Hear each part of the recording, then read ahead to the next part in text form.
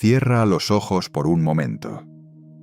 Imagina una ciudad donde el jazz suena en los cafés de mármol, donde las mujeres pasean con vestidos de París bajo la sombra de minaretes milenarios, donde los diplomáticos americanos brindan con champaña junto a príncipes persas en jardines perfumados de jazmín y rosa. Imagina una nación que mira hacia el futuro con la misma intensidad con que venera su pasado de 5000 años. Imagina, sobre todo, que esa nación no es un enemigo, que esa nación es un aliado, que esa nación se llama Irán. Lo que estás a punto de descubrir en las próximas horas no es solo la historia de cómo dos países se convirtieron en adversarios declarados. Es la historia de cómo se destruye un mundo entero, ladrillo a ladrillo, promesa a promesa, traición a traición, hasta que no queda nada excepto cenizas y un odio tan antiguo que ya nadie recuerda exactamente cuándo comenzó a arder. Pero nosotros sí lo recordaremos. Nosotros descenderemos hasta la raíz de ese fuego. Y lo que encontraremos allí abajo te cambiará para siempre. Hay verdades que el mundo moderno prefiere enterrar bajo capas de propaganda, de simplificación, de titulares diseñados para alimentar el miedo en lugar de la comprensión. Esta es una de ellas. Prepárate para cruzar el umbral, porque una vez que veas lo que realmente ocurrió, ya no podrás dejar de verlo. Para entender el abismo, primero debes entender el paraíso que existía antes de él. Y ese paraíso tiene un nombre, una textura, un olor particular que el tiempo no ha podido borrar del todo. Se llamaba la Persia moderna, y durante décadas fue el experimento más ambicioso del siglo XX en Oriente Medio. Mientras el mundo árabe ardía en guerras de independencia y revoluciones caóticas, mientras el espectro del comunismo soviético avanzaba desde el norte como una sombra hambrienta, Irán se alzaba como una excepción fascinante, un país antiguo que intentaba devorar la modernidad sin perder el alma. Era, en el lenguaje frío de la geopolítica, el ancla estratégica de Occidente en una región que amenazaba con desintegrarse en cualquier momento. Era, en el lenguaje de los sueños, algo mucho más hermoso y mucho más frágil. Los lazos entre Washington y Teherán no nacieron del afecto genuino, aunque en ocasiones pareciera así. Nacieron de la geografía, del petróleo y del miedo compartido. Irán comparte una frontera enorme con la Unión Soviética, y en los años de posguerra del siglo XX, esa frontera era el borde mismo del mundo libre según la doctrina Truman. Cada kilómetro de esa línea representaba una pesadilla para los estrategas del Pentágono, que veían en Moscú un apetito insaciable de expansión hacia los mares cálidos del Golfo Pérsico. Irán no era solo un aliado. Irán era el muro de contención. Era el guardián armado de las rutas del petróleo que mantenían encendida la economía occidental.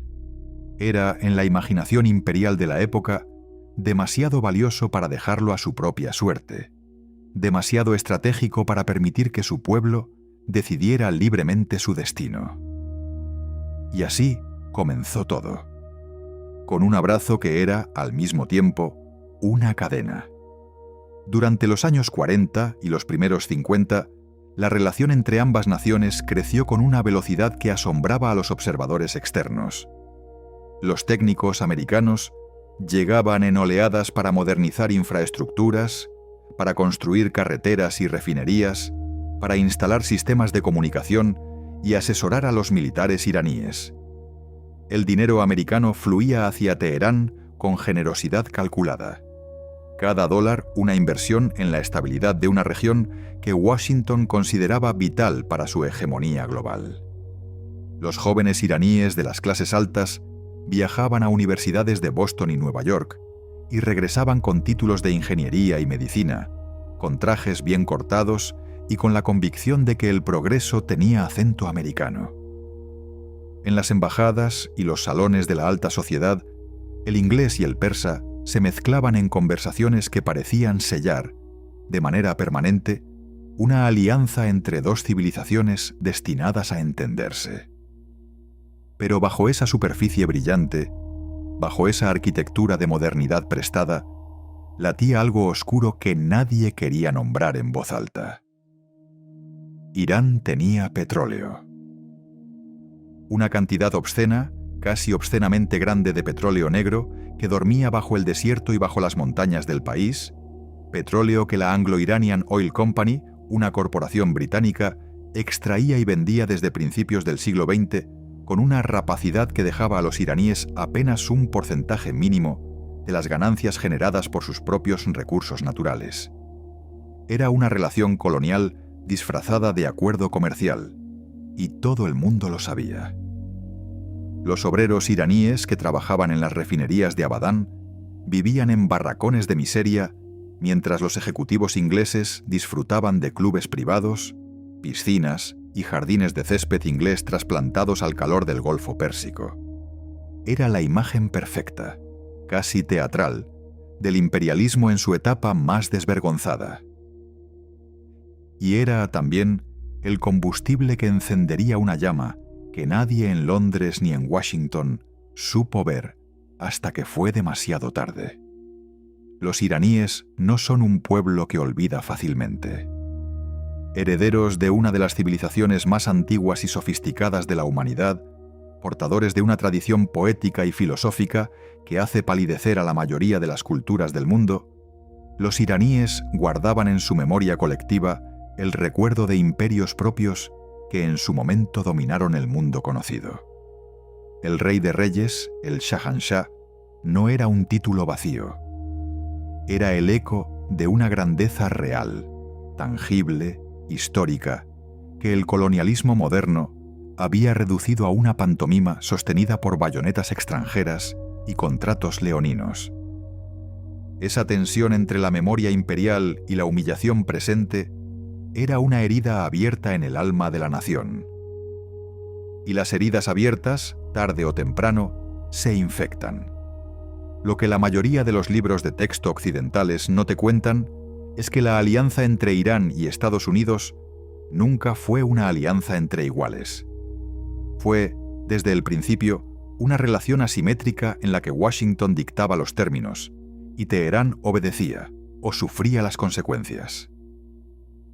Era la misma dinámica que había definido las relaciones entre los grandes imperios y sus satélites a lo largo de toda la historia humana, solo que ahora venía envuelta en el lenguaje de la libertad, la democracia y el anticomunismo.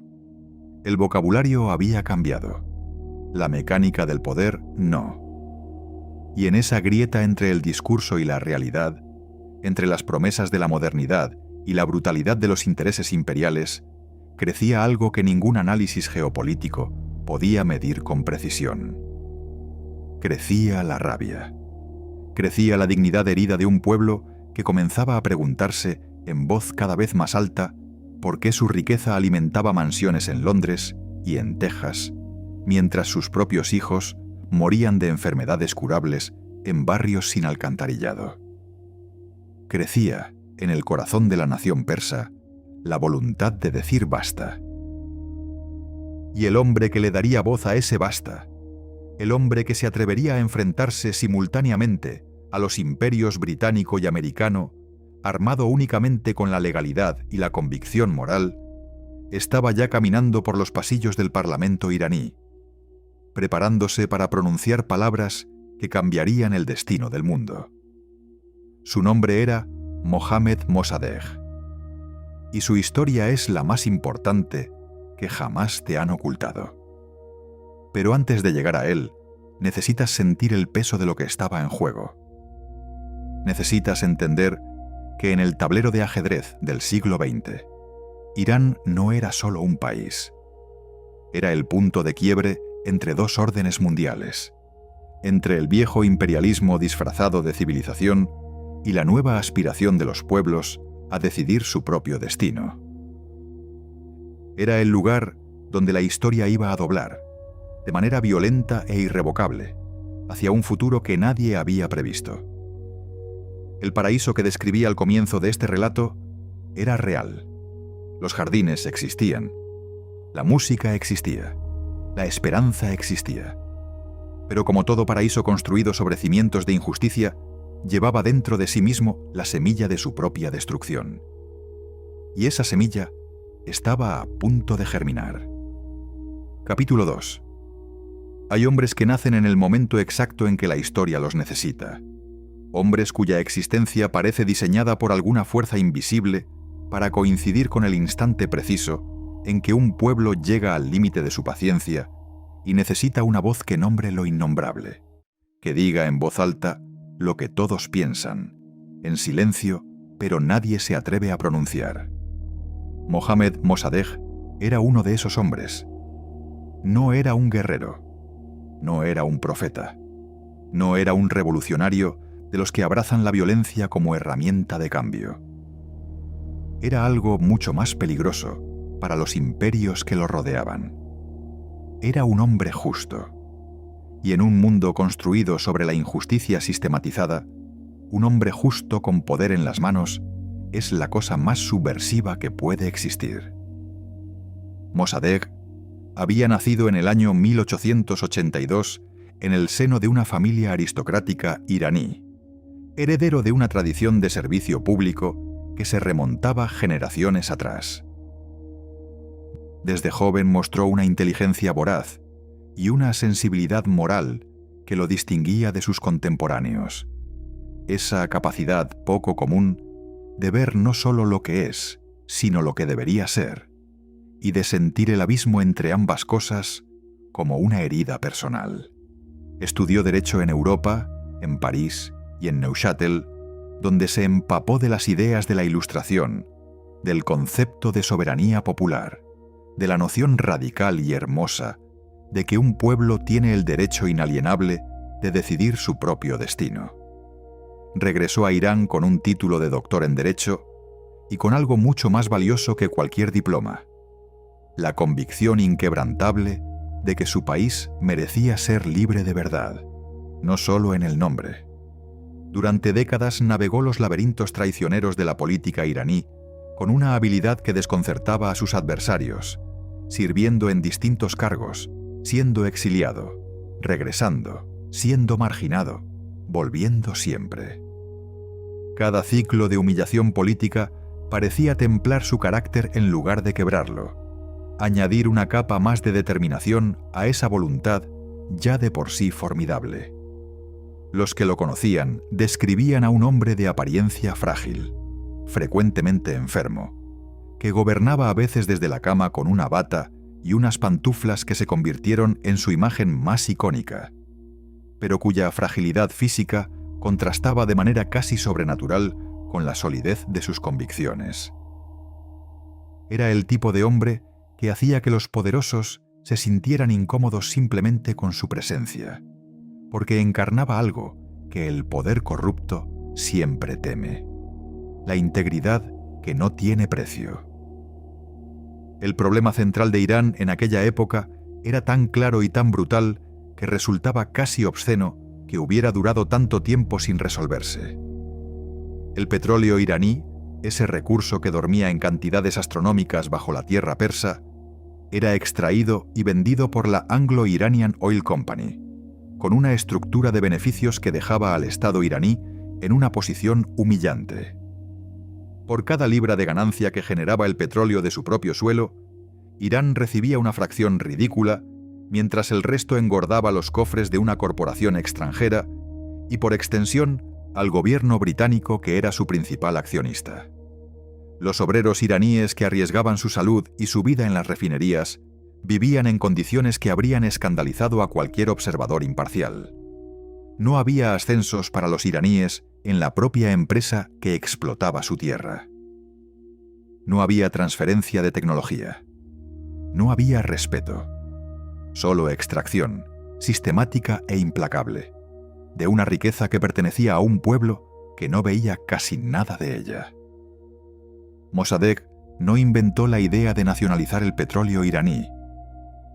La idea llevaba años fermentando en los círculos políticos e intelectuales del país, alimentada por el ejemplo de otros países que comenzaban a reclamar soberanía sobre sus propios recursos naturales.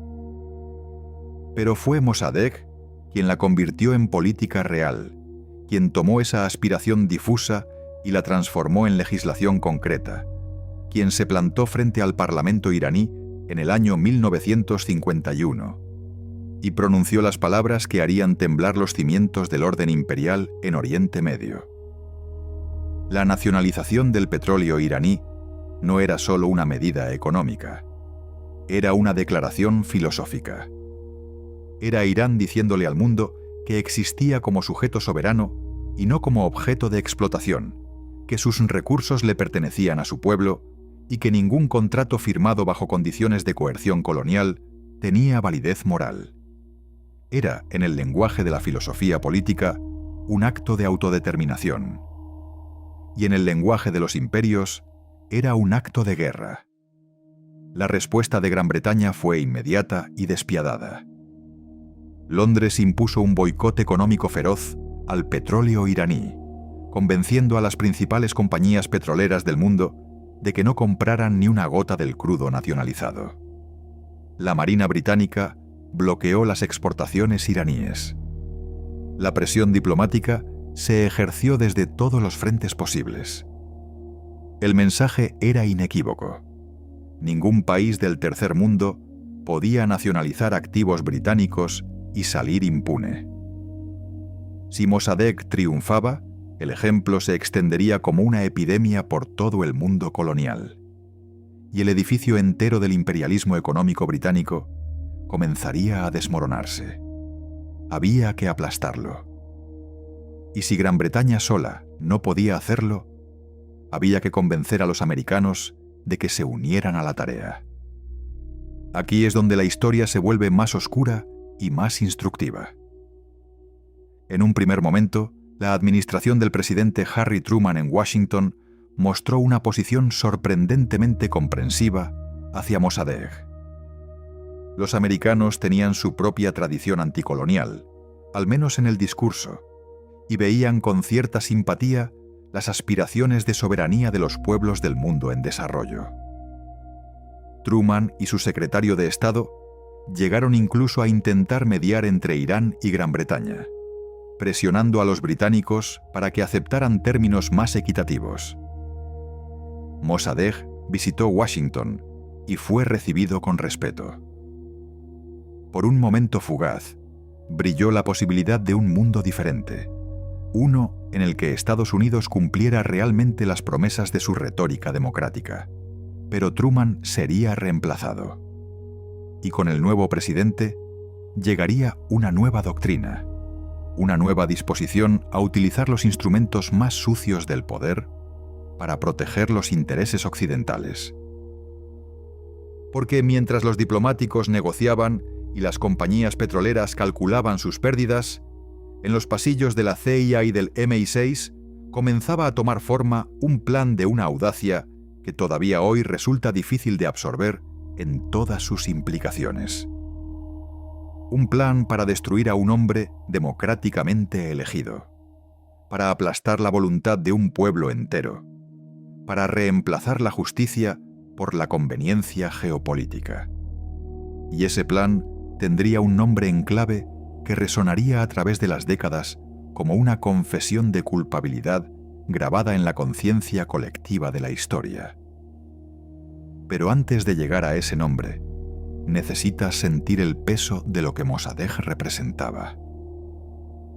Necesitas entender que este hombre no era un comunista, no era un extremista religioso, no era ninguna de las cosas que sus enemigos afirmarían después para justificar su destrucción. Era un nacionalista liberal, un demócrata convencido, un hombre que creía genuinamente en las instituciones, en el Estado de Derecho, en la posibilidad de transformar la sociedad a través de medios pacíficos y legales. Era, en muchos sentidos, exactamente el tipo de líder que el discurso americano decía querer ver surgir en el mundo en desarrollo. Y precisamente por eso, precisamente porque su proyecto era viable y su popularidad era real y su victoria habría demostrado que que los pueblos pueden liberarse de la explotación sin recurrir a la violencia ni al comunismo. Precisamente por eso era el hombre más peligroso del mundo para los que controlaban el petróleo de Occidente. El pecado de Mossadegh no fue la codicia, no fue la arrogancia, no fue el fanatismo. Su pecado fue creer que la justicia era posible, y por ese pecado el mundo entero pagaría un precio que todavía estamos pagando hoy. Capítulo 3. Imagina que eres un espía, no el espía de las películas, elegante y frío, con un traje impecable y una pistola de acero bruñido. Imagina al espía real, el que trabaja en las sombras húmedas de la historia, el que reparte sobornos en sobres de papel marrón, el que contrata matones de mercado para que finjan ser manifestantes furiosos, el que escribe titulares falsos en periódicos comprados y vendidos, el que teje mentiras con la misma meticulosidad con que un artesano teje una alfombra persa.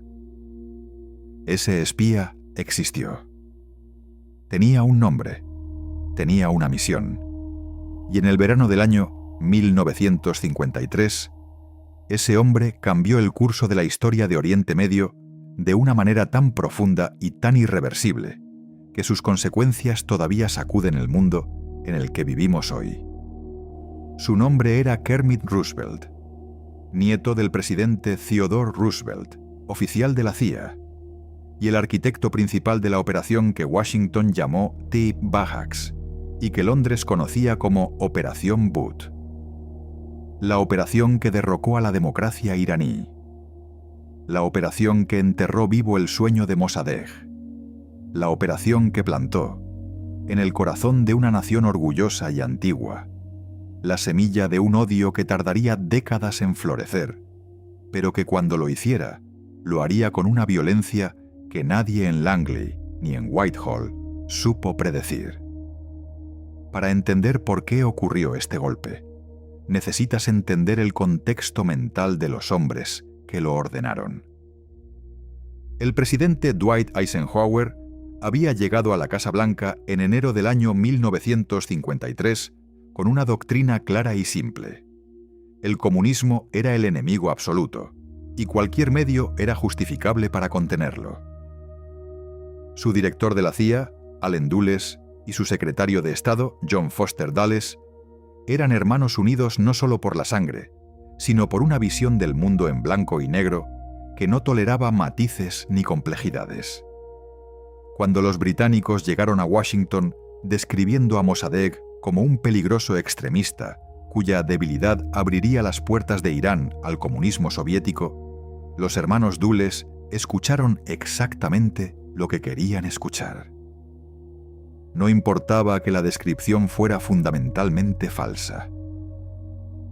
No importaba que Mossadegh fuera un liberal demócrata que desconfiaba profundamente del Partido Comunista Iraní, el Tudeh.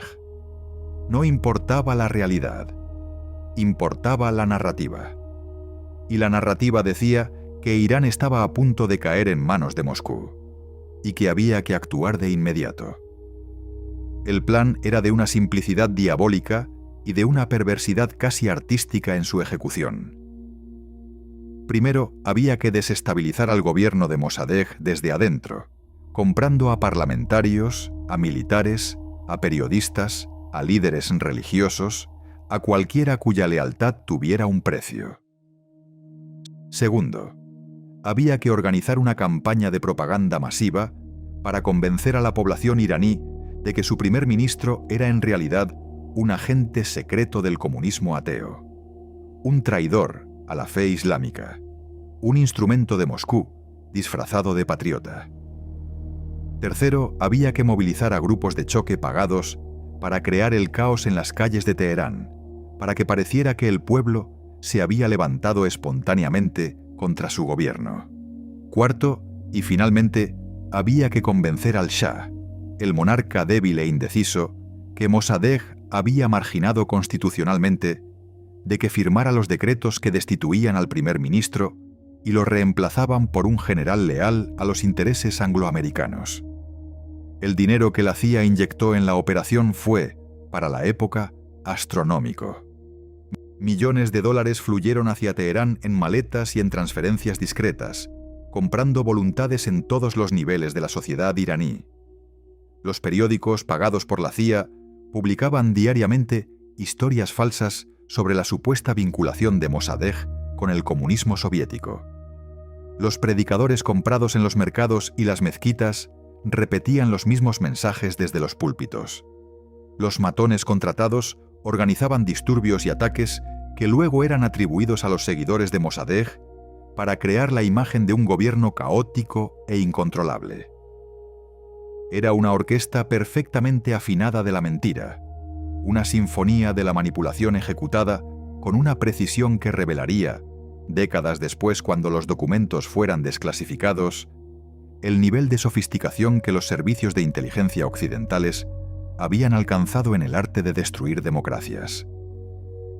El 19 de agosto del año 1953 fue el día en que el mundo cambió, aunque en ese momento casi nadie lo supo. Las calles de Teherán se llenaron de una multitud extraña, una mezcla de matones del bazar pagados por la CIA y verdaderos manifestantes engañados por la propaganda de semanas anteriores, que marchó hacia la residencia del primer ministro, gritando consignas contra Mossadegh y a favor del Shah. Los militares, cuyos oficiales superiores habían sido meticulosamente comprados o presionados en los días previos, se mantuvieron al margen o se unieron activamente al golpe. En pocas horas, la residencia de Mossadegh fue asaltada, su gobierno disuelto y él mismo arrestado. El hombre que había desafiado a los imperios del petróleo con nada más que la legitimidad democrática y la convicción moral, fue reducido a un prisionero en su propio país. El general Fazlollah Zahedi, el candidato de Washington y Londres para sustituirlo, tomó el poder esa misma noche. El Shah, que había huido del país días antes ante el avance de los leales a Mossadegh, regresó triunfalmente a Teherán en el avión privado que la CIA le había proporcionado. La democracia iraní había durado apenas 2 años desde que Mossadegh asumió el poder como primer ministro. 2 años de esperanza, de dignidad, de la promesa genuina de un futuro diferente. Aplastados en 48 horas por el dinero y la voluntad de 2 potencias que hablaban de libertad mientras destruían la libertad de otros. Mossadegh fue juzgado por traición, en un proceso que era una parodia grotesca de la justicia, y condenado a 3 años de prisión. Cuando terminó su condena, fue confinado bajo arresto domiciliario en su finca de Ahmadabad, donde moriría en el año 1967 sin haber vuelto a pisar las calles de Teherán, sin haber visto reconocida su causa, sin haber escuchado las disculpas que tanto él como el pueblo iraní merecían. Murió como un fantasma en su propia tierra, silenciado pero no olvidado, porque los pueblos que han conocido la justicia, aunque sea por un instante, no olvidan jamás cuando se la arrebatan. Lo que los arquitectos de la Operación Ajax no comprendieron o eligieron ignorar es que los golpes de Estado tienen consecuencias que se extienden mucho más allá del momento inmediato de su ejecución. Cada iraní que vio cómo se aplastaba a su gobierno democráticamente elegido, grabó ese momento en una parte profunda e inaccesible de su memoria colectiva. Cada estudiante que había creído en la promesa de la soberanía popular aprendió una lección brutal y permanente sobre el verdadero valor de las promesas occidentales. Cada clérigo que observó cómo el dinero americano compraba conciencias y destruía instituciones añadió un capítulo más a su catálogo de razones para desconfiar de Occidente. La CIA creyó que había ganado, y en el corto plazo tenía razón. El petróleo volvió a fluir hacia las compañías occidentales. El Shah volvió a su trono.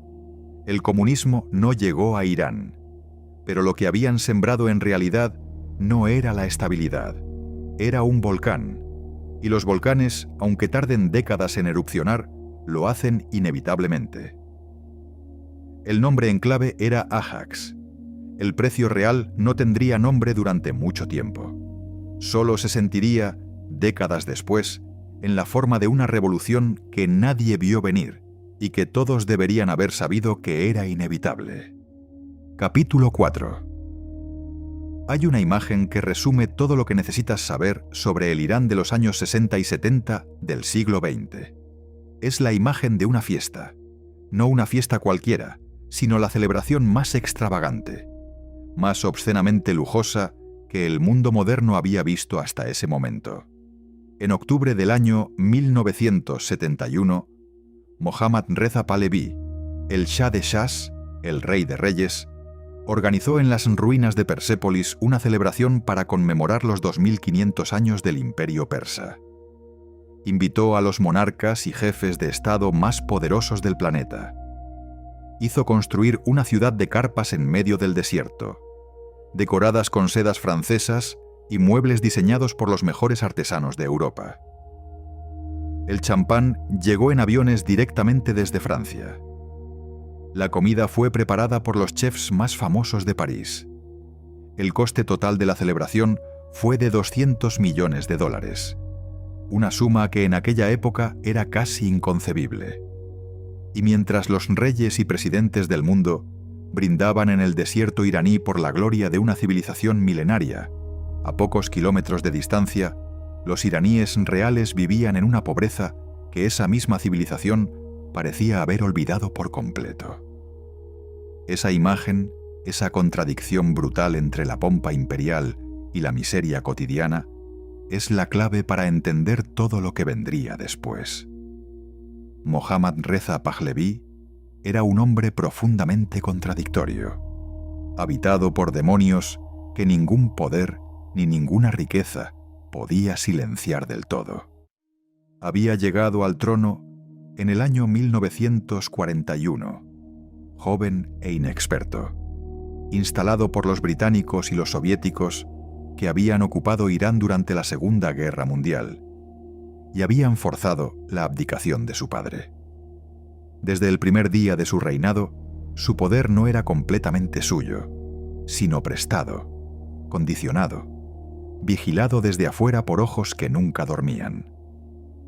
La humillación de depender de potencias extranjeras para mantenerse en el trono había marcado su psicología de maneras que ni él mismo comprendía del todo, generando una mezcla explosiva de megalomanía compensatoria y paranoia existencial que gobernaría sus decisiones durante las décadas siguientes.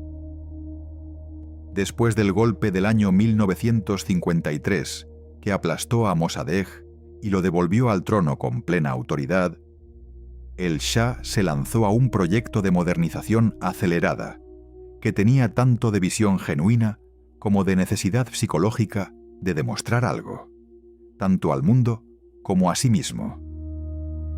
La llamada Revolución Blanca, lanzada en el año 1963, fue su intento de transformar Irán en una potencia industrial moderna, sin pasar por la revolución social que ese proceso habría requerido naturalmente. Redistribución de tierras, industrialización forzada, alfabetización masiva, emancipación legal de la mujer, todo ello impuesto desde arriba con la velocidad y la brutalidad de un decreto imperial, sin consultar a la sociedad que supuestamente se estaba beneficiando, sin permitir el debate, sin tolerar la disidencia. Era modernización como dominación. Era progreso como control. Y funcionó, durante un tiempo, de la manera en que solo pueden funcionar las cosas construidas sobre cimientos equivocados, con una brillantez superficial que ocultaba una fragilidad estructural destinada a revelarse en el peor momento posible. Teherán se llenó de autopistas y universidades, de fábricas y hospitales, de los rascacielos que el dinero del petróleo hacía posibles. La clase media iraní creció. Las mujeres accedieron a la educación y a los cargos públicos. Los índices de alfabetización se dispararon. En los rankings internacionales de desarrollo, Irán avanzaba a una velocidad que maravillaba a los economistas occidentales, El Shah era celebrado en las portadas de las revistas americanas y europeas como el visionario modernizador del mundo islámico, el ejemplo viviente de que una nación musulmana podía abrazar el progreso sin renunciar a su identidad. Era el escaparate perfecto de lo que la alianza con Occidente podía producir. Era también, aunque nadie lo dijera en voz alta en los salones de Washington, el guardián fiel de los intereses petrolíferos que habían costado tanto trabajo asegurar. Pero debajo de ese escaparate reluciente funcionaba una maquinaria de terror que lo hacía posible.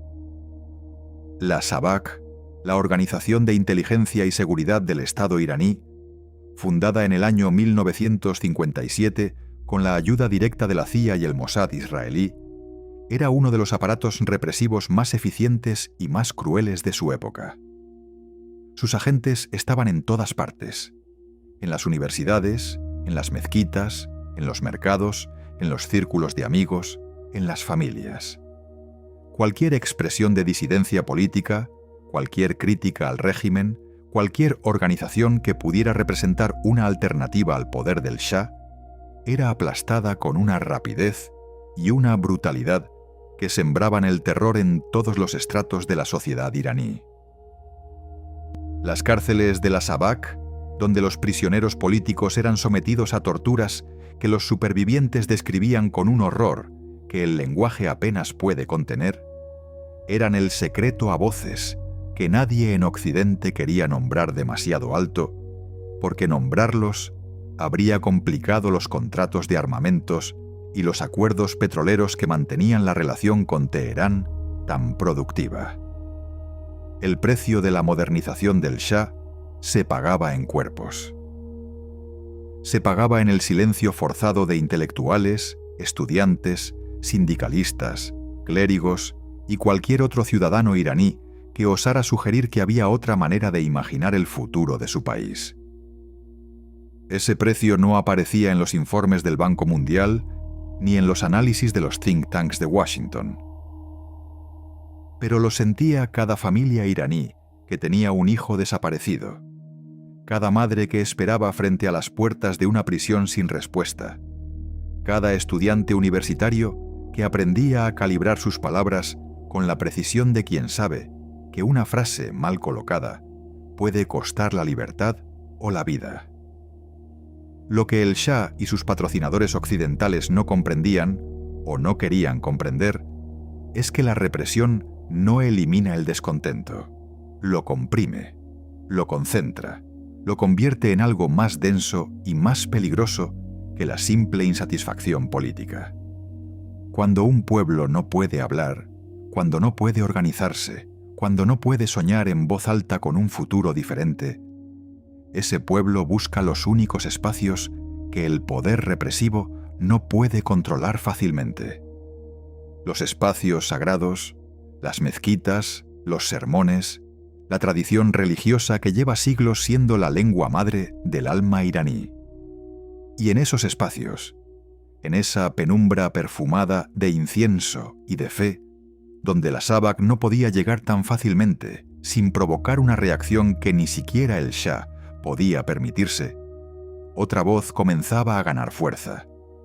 Otra narrativa comenzaba a articularse con una claridad y una potencia que ningún decreto imperial podía silenciar. Una voz que venía del exilio. Una voz que hablaba el idioma más antiguo y más poderoso que existe cuando un pueblo está al límite de su paciencia. La voz de la revolución sagrada. La jaula de oro del Shah era real, el oro era real, pero las jaulas, por mucho oro que tengan, siguen siendo jaulas. Y los pueblos enjaulados, tarde o temprano, encuentran la manera de romper los barrotes. Capítulo 5. Piensa en la imagen más poderosa que puedas concebir de un hombre.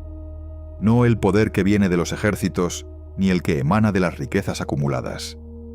Piensa en el poder que nace del interior, ese poder extraño y casi sobrenatural que tienen ciertos seres humanos para hacer que millones de personas sientan que su voz es la voz de algo mucho más grande que ellos mismos, algo que trasciende el tiempo y el miedo y la muerte.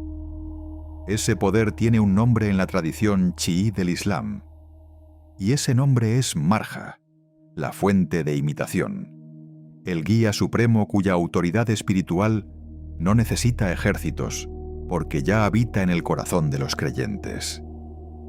Ruhollah Jomeini era ese hombre.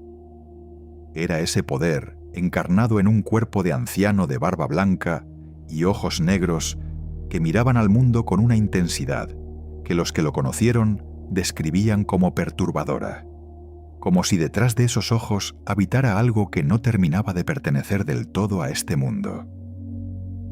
Y desde el exilio, primero en la ciudad iraquí de Najaf y luego en las afueras de París, ese anciano de voz grave y gestos medidos estaba tejiendo la revolución más improbable del siglo XX. Jomeini había nacido en el año 1902 en la ciudad de Jomein, en el corazón de Irán, en el seno de una familia de clérigos cuya tradición religiosa se remontaba generaciones atrás. Su padre había muerto cuando él era apenas un bebé, asesinado en circunstancias que nunca fueron completamente esclarecidas, y esa ausencia fundacional había moldeado su carácter de maneras profundas y permanentes, creando en él una severidad ascética, una capacidad para el sufrimiento y la espera que sus seguidores interpretarían después como señales de su naturaleza excepcional. Había ascendido lentamente por las jerarquías del clero chií, acumulando conocimiento, autoridad y discípulos con la paciencia de quien sabe que el tiempo trabaja para él, hasta convertirse en uno de los más respetados ayatolás de su generación. Pero Jomeini no era solo un teólogo. Era un político de una astucia y una determinación que habrían hecho palidecer a muchos líderes seculares.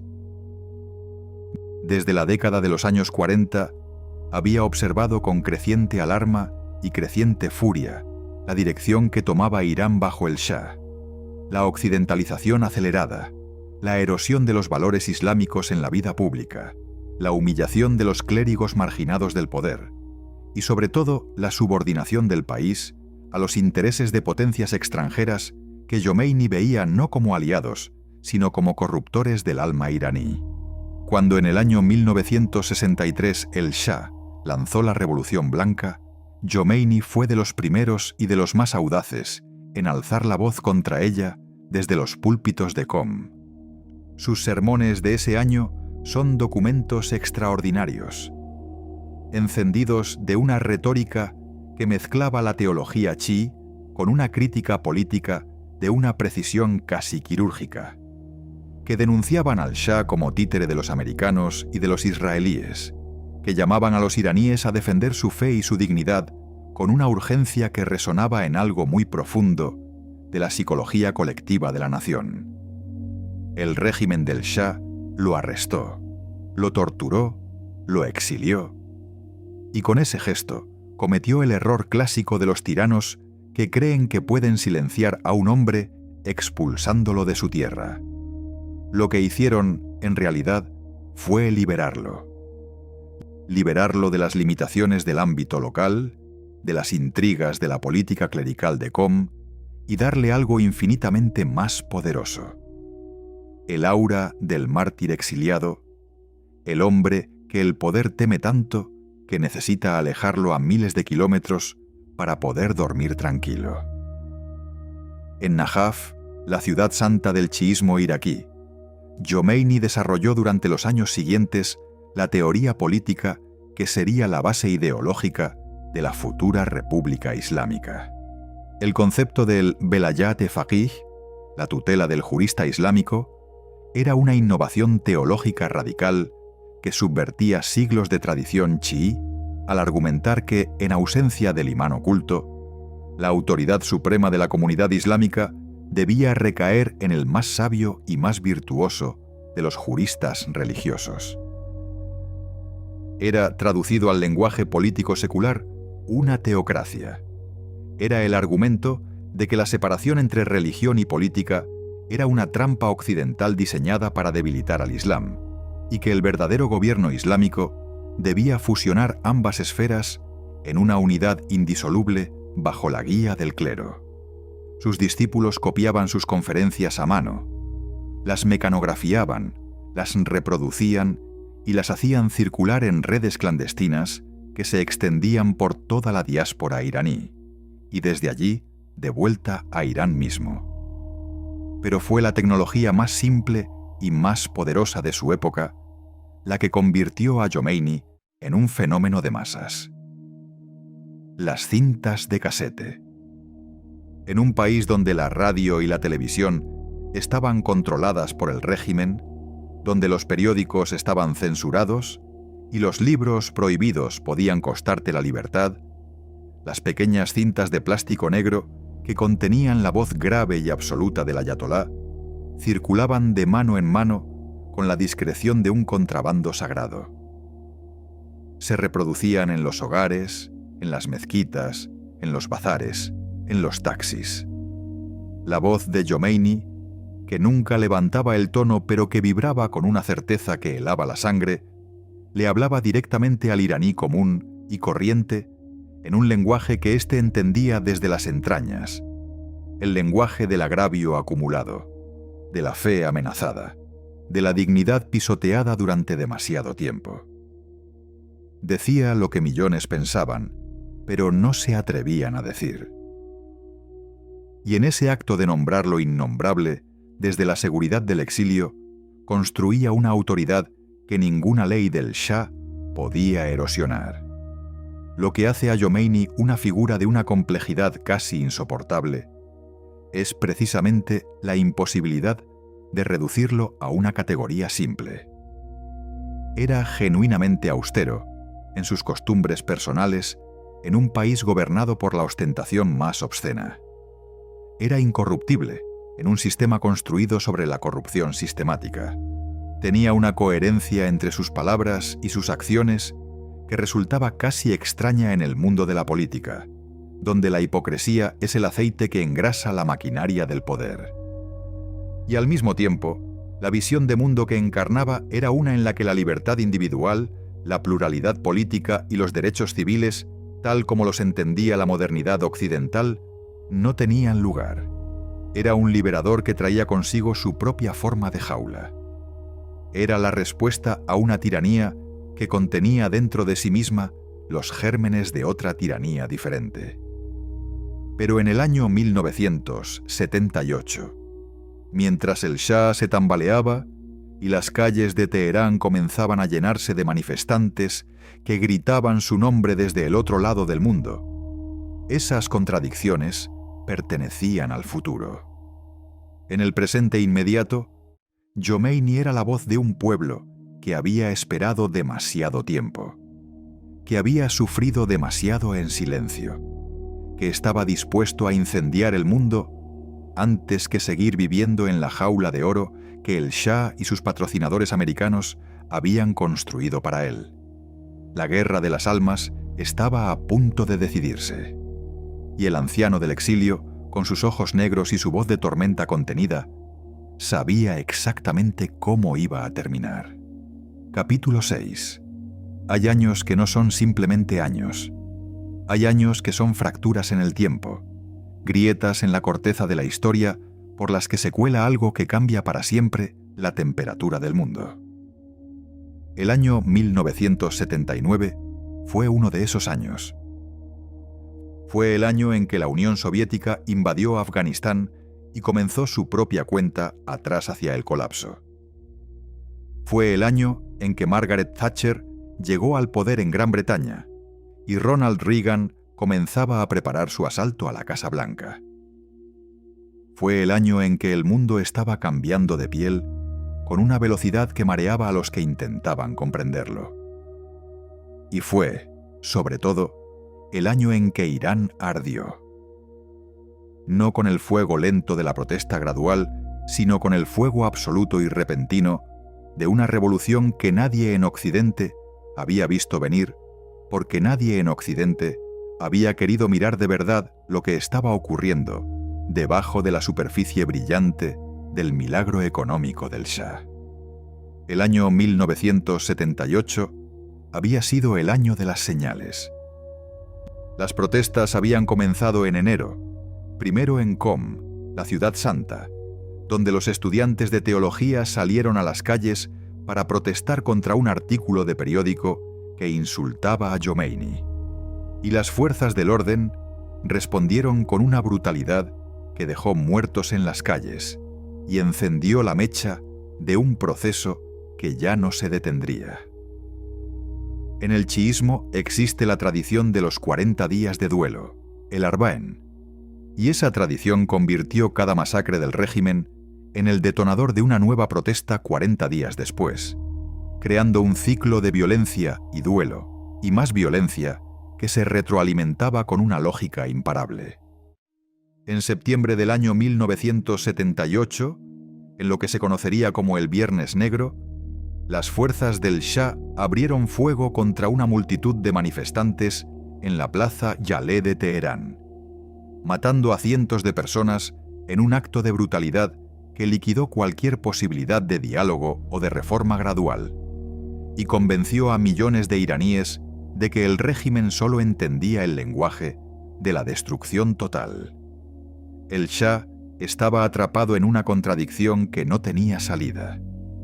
Si cedía ante las protestas, señalaba debilidad y abría la puerta a demandas cada vez mayores. Si reprimía con más fuerza, alimentaba la rabia que convertía a cada muerto en un mártir, y a cada mártir en 10 nuevos revolucionarios. Era el dilema clásico del tirano que ha gobernado demasiado tiempo con el miedo como único instrumento de cohesión social. Cuando el miedo deja de funcionar, no queda nada. Y el miedo, en el Irán de finales del año 1978, había dejado de funcionar. La gente salía a las calles sabiendo que podía morir y salía de todas formas, porque hay un umbral de dignidad pisoteada más allá del cual el instinto de supervivencia individual cede ante algo más antiguo y más poderoso: el instinto de la dignidad colectiva.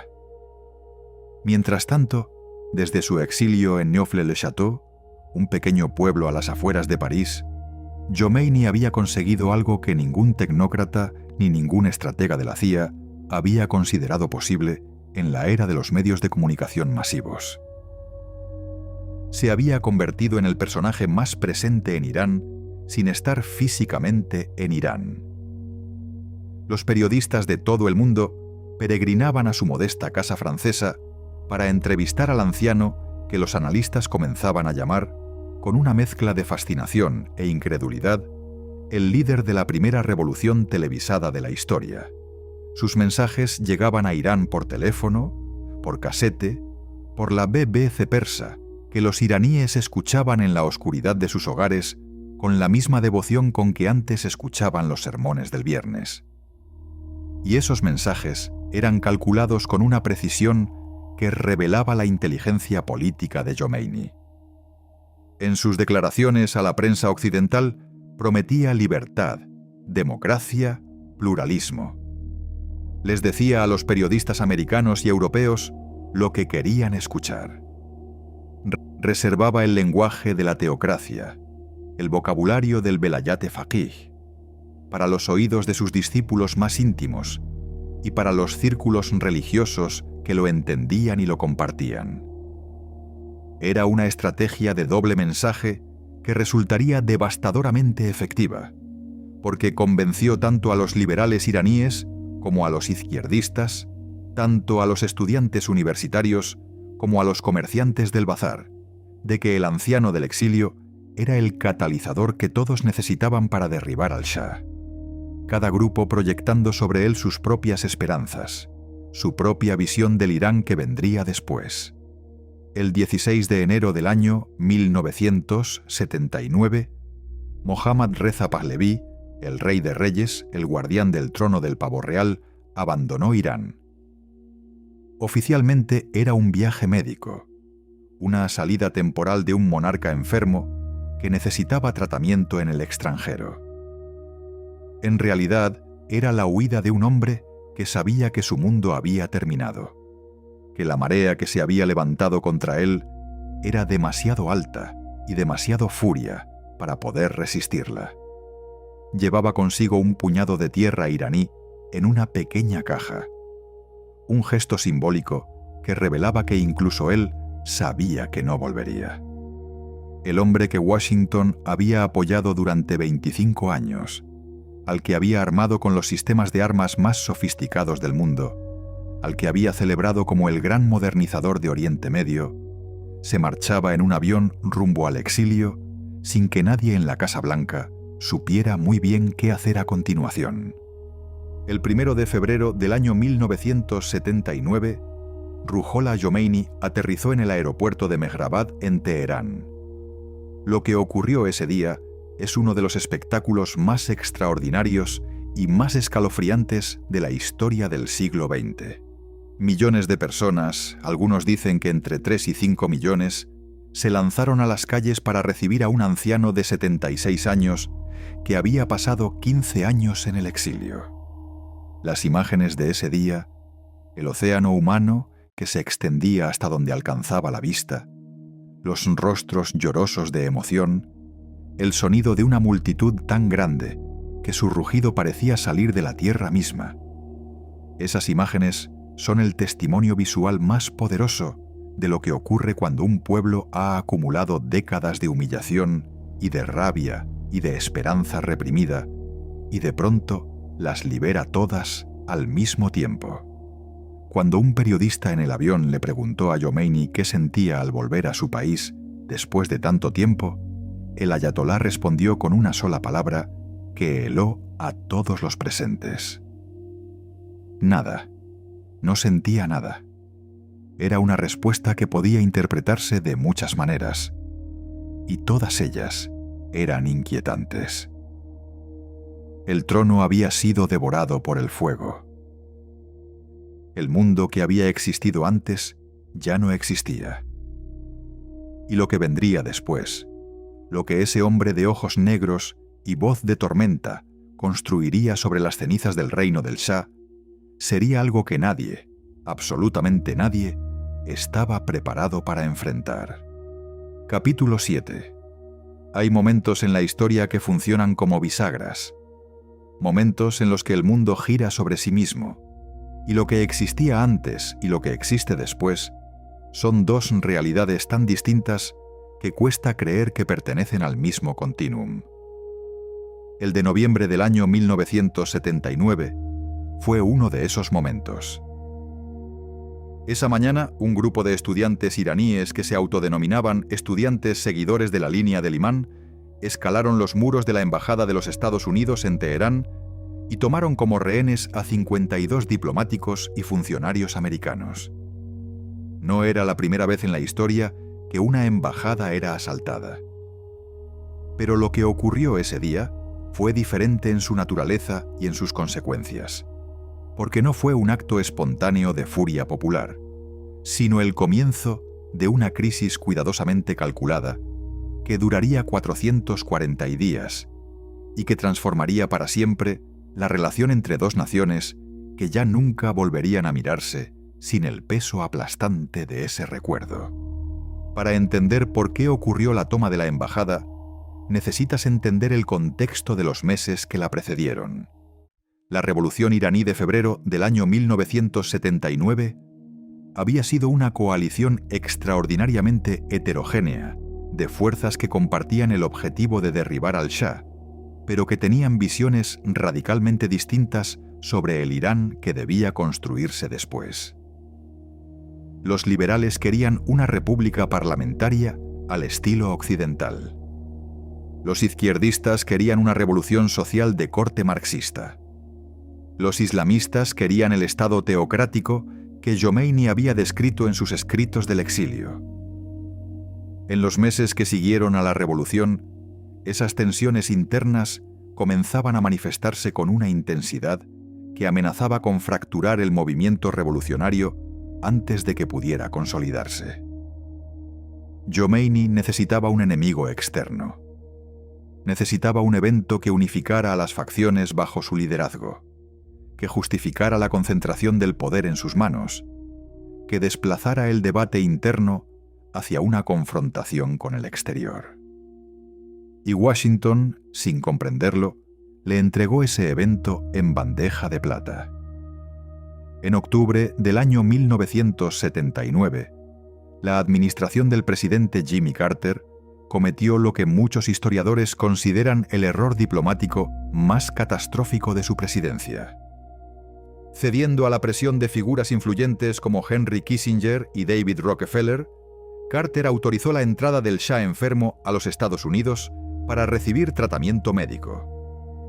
Para los iraníes revolucionarios, que recordaban vívidamente cómo los americanos habían organizado el golpe del año 1953 y habían respaldado durante décadas la represión de la Sabak, ese gesto fue la confirmación de sus peores temores. Interpretaron la admisión del Shah como el primer paso de un nuevo complot americano para restaurar la monarquía, una segunda operación Ajax en preparación. El miedo era irracional en términos estrictamente geopolíticos, pero era perfectamente comprensible en términos históricos y psicológicos. Y en política, la percepción tiene consecuencias tan reales como los hechos. Los estudiantes que tomaron la embajada lo hicieron creyendo genuinamente que estaban previniendo un golpe de Estado.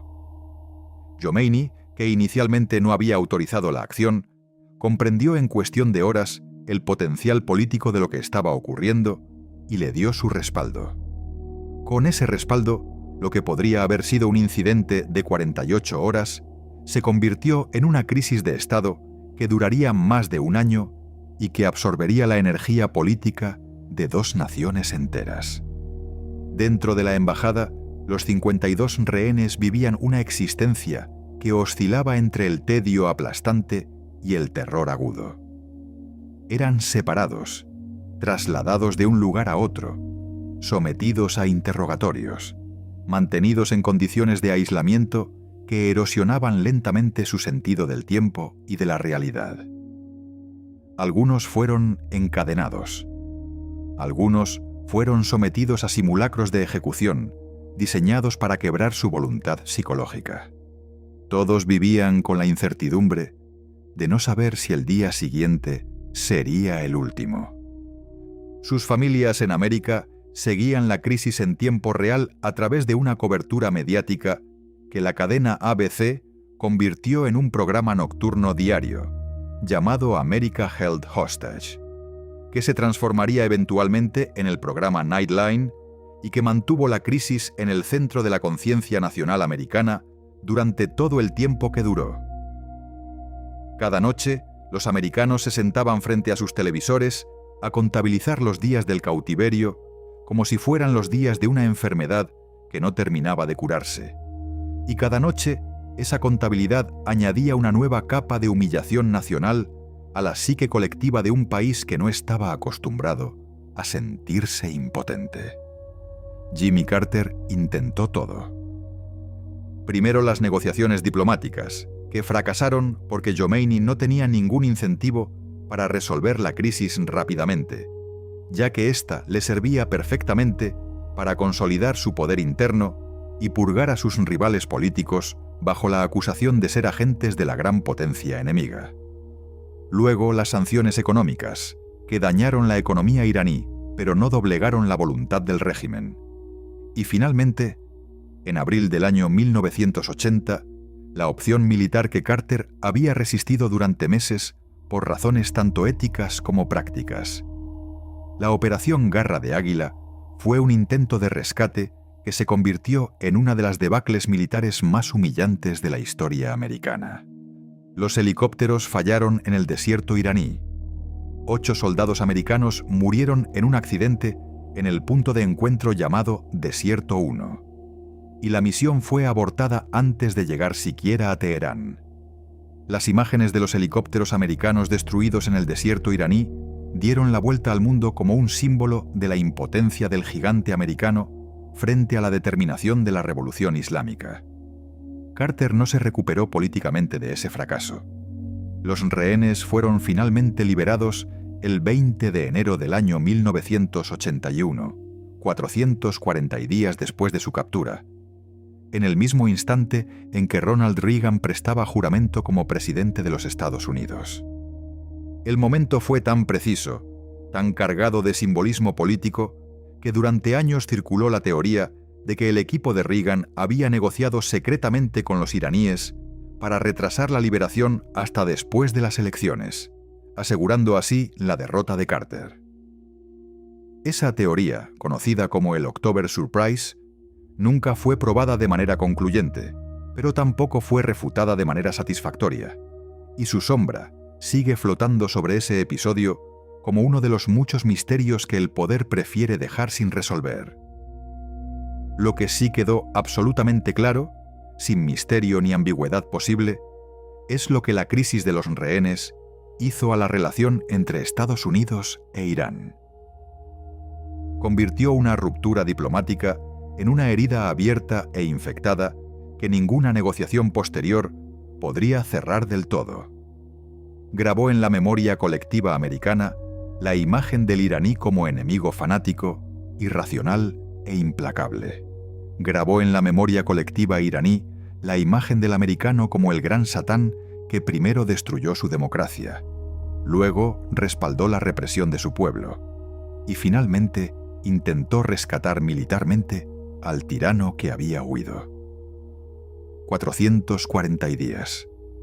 Cada uno de ellos un ladrillo más en el muro de hostilidad que separa a dos naciones hasta el día de hoy.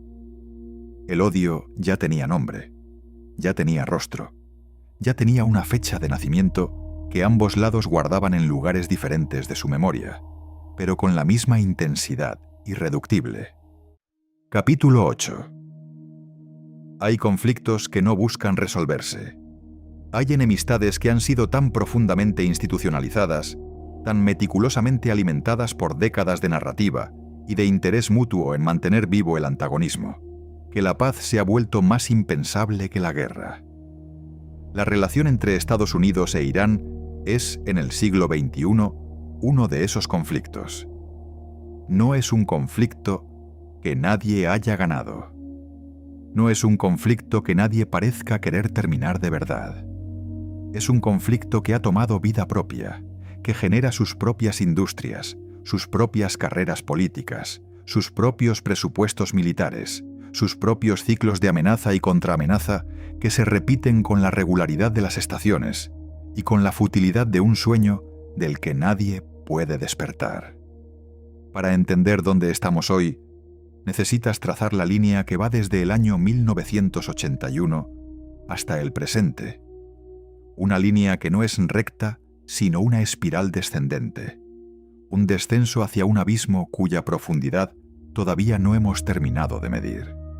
Apenas liberados los rehenes, el mundo contempló con una mezcla de horror y de siniestra fascinación cómo Estados Unidos comenzaba ya a apoyar a Irak en la guerra que Saddam Hussein había lanzado contra Irán en septiembre del año 1980. Era una ironía casi demasiado brutal para ser real. Washington, que apenas meses antes había visto a sus diplomáticos tomados como rehenes por los iraníes, ahora proporcionaba inteligencia satelital, créditos financieros y cobertura diplomática al dictador iraquí, que bombardeaba ciudades iraníes y gaseaba a soldados iraníes con armas químicas, cuyo origen era bien conocido en los pasillos de la CIA. La guerra Irán-Irak duró 8 años, del año 1980 al año 1988, y mató a entre 500.000 y 1 millón de personas, dependiendo de la fuente que consultes. Dejó a una generación entera de iraníes, marcada por el trauma de una guerra de trincheras que recordaba en su brutalidad a los peores episodios de la Primera Guerra Mundial. Y dejó en el imaginario colectivo iraní una certeza que ninguna diplomacia posterior pudo borrar: que cuando Irán sufre, Occidente no solo mira, sino que a menudo sostiene la mano del que golpea. Esa certeza moldearía todas las decisiones estratégicas iraníes de las décadas siguientes, incluyendo la más controvertida y la más temida de todas: la decisión de desarrollar capacidad nuclear. Para comprender el programa nuclear iraní, sin el filtro distorsionante de la propaganda occidental o de la retórica revolucionaria iraní, necesitas hacerte una pregunta que rara vez se formula en los medios de comunicación mainstream. ¿Qué haría cualquier nación que hubiera vivido lo que vivió Irán en el siglo XX?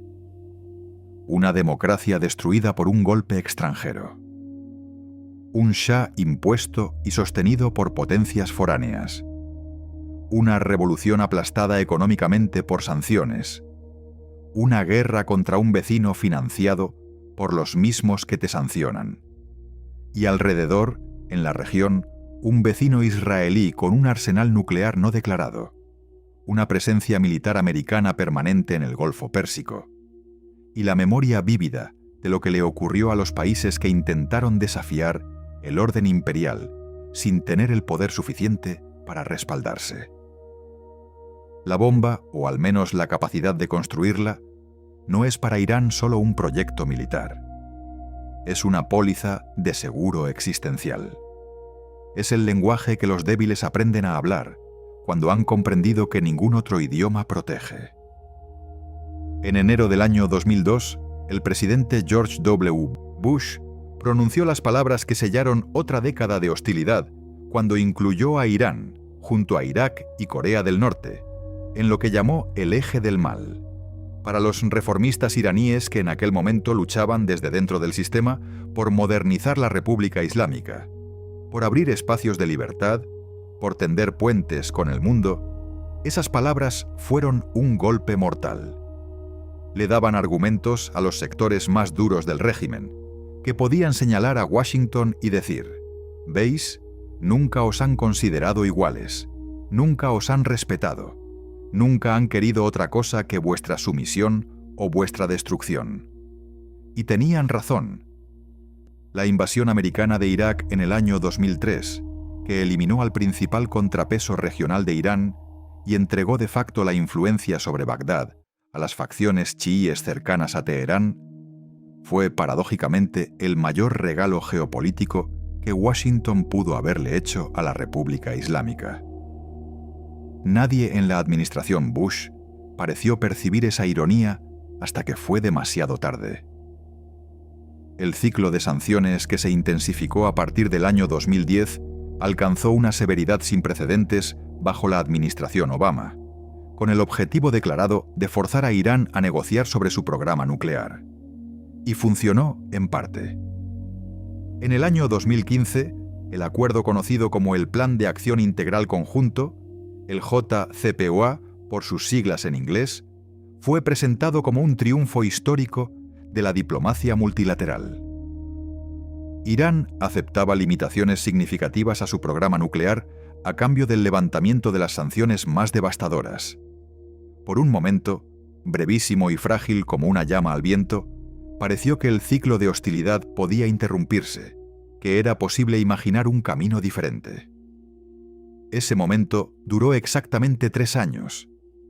En mayo del año 2018, el presidente Donald Trump retiró a Estados Unidos del acuerdo nuclear, reimponiendo las sanciones con una severidad aún mayor, bajo lo que su administración llamó una política de máxima presión.